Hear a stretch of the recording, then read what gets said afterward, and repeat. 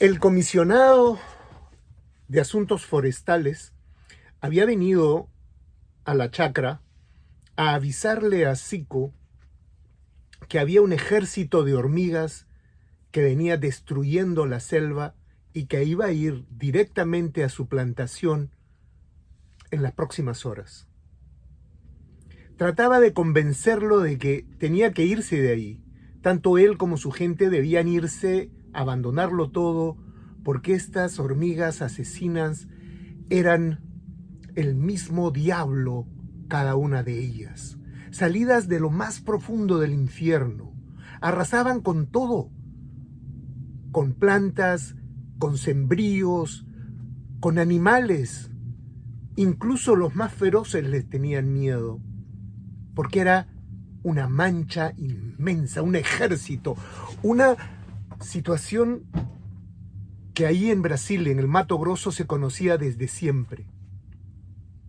Pero Zico era un hombre que pensaba que no, pues, él no tenía por qué abandonar lo suyo. Porque a veces cuando uno ha puesto alma, vida y corazón en algo, no lo puede dejar así nomás. Y creo yo que eso es lo que vi en los ojos de Zico, cuando, haciéndole un gesto al comisario, le dijo: no me voy a ir, me voy a defender. El comisionado, comisario, o como quieran llamarle, le decía: pero esto es algo de la naturaleza, esto es algo gigantesco, esto es como un terremoto, es como un ciclón, es como un huracán, es la naturaleza misma. Usted no puede defenderse contra la naturaleza, usted no va a poder contra eso. Es como tratar de defenderse contra Dios. Zico le dijo: déjeme, voy a intentarlo. El comisionado, molesto, agarró sus cosas, su camioneta y se fue. Zico llamó a sus hombres, a sus mejores hombres, y les dijo: bueno, esto es lo que está pasando y tenemos que defendernos. Vamos a tener 2 o 3 círculos antes de la casa principal. Nos vamos a poner a las mujeres y a los niños rápidamente en la casa principal, donde vivo yo. Todos los del caserío alrededor se van a mudar para acá. Los hombres vamos a hacer la revisión de la zanja alrededor de la casa principal, a la cual le vamos a poner una película de petróleo. Más abajo hay otro círculo que rodea todo el pavimento, que es una zanja que se usa para regadío. Aprovecharemos esa de llenarla de agua de tal manera que las hormigas no puedan cruzar. Y con eso tenemos suficiente. Pero eso es lo que creía Zico. No sabía qué fuerza tenía este ejército. No tenía la menor idea de cómo estos animales habían ido evolucionando hasta convertirse en una máquina de destrucción. Cuando las hormigas llegaron al agua, a este primer canal, dividieron el grupo en 2. Eran miles, eran millones, era una barbaridad lo que estaban viendo. Una se fue hacia el norte y otra hacia el sur, una arriba el agua, otra abajo el agua. Aguas abajo, quiero decir. Demostraban inteligencia. ¿Cómo se comunicaban entre ellas? No lo sabemos.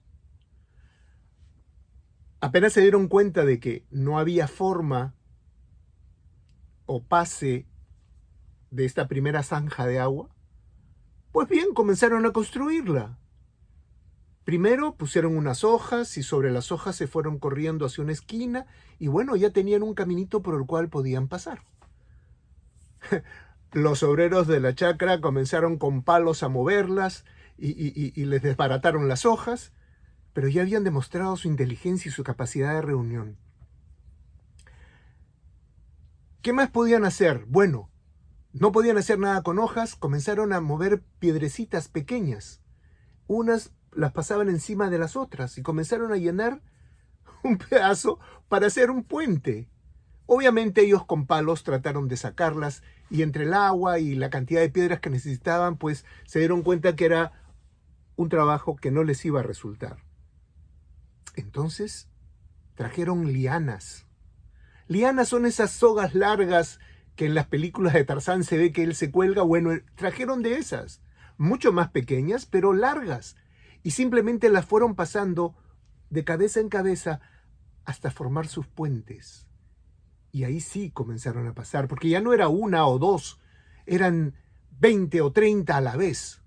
Dura pelea tuvieron que hacer los peones de la chacra y con mucho cuidado, porque si usaban la vara y se quedaban con la vara ahí, las hormigas comenzaban a subir a toda velocidad por la vara y los comenzaban a picotear.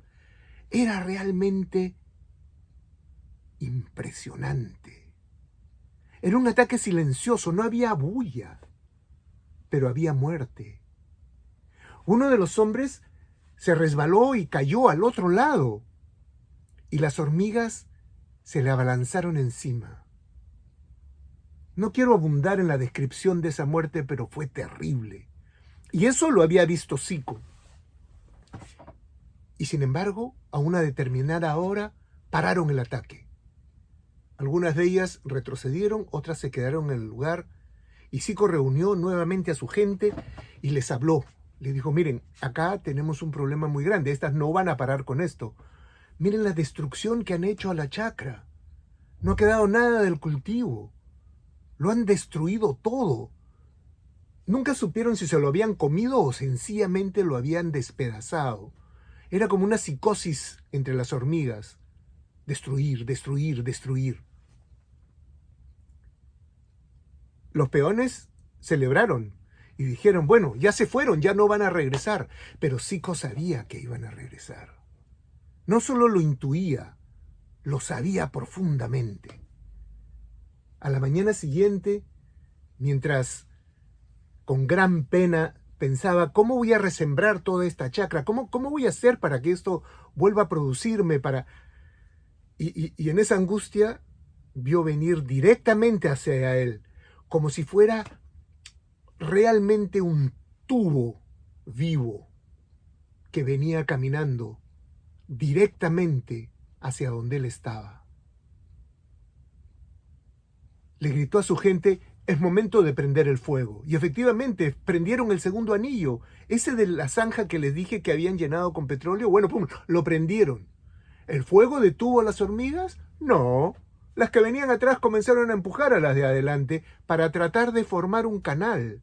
No en todo lo largo, empujaban solo en una punta.